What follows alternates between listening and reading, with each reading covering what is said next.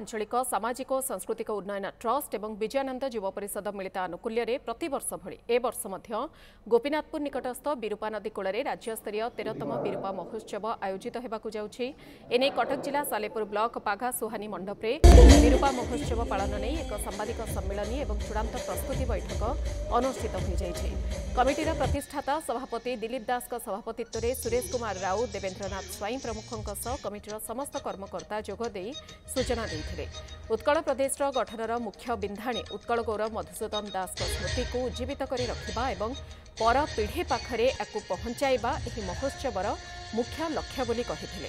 प्रतिवर्ष भली चलित वर्ष मध्य धूमधाम रे चलित मास 24 तारिख आरंभ होई 28 तारिख जाए 5 दिन धरे विरूपा महोत्सव अनुष्ठित हेब। एने कमिटीर सभापति सूचना रखिछंती। महोत्सव रे कमिटी पक्षरु रक्तदान शिविरर आयोजन मध्य कराजिबो।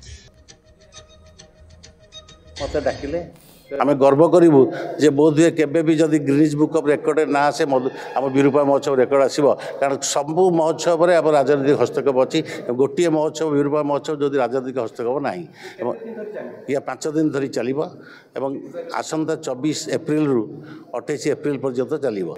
मधुबाबू प्रचार प्रसार महोत्सव करा सहित आम आखपाखर जो कलाकार मान अच्छा कला नैपुण्य ये प्रदर्शित हम एवं बाहर ओडिशा बाहर एवं ओडिशा भितर भी जो कलाकार मान अच्छा से आसी कला पारदर्शी देखाइबे।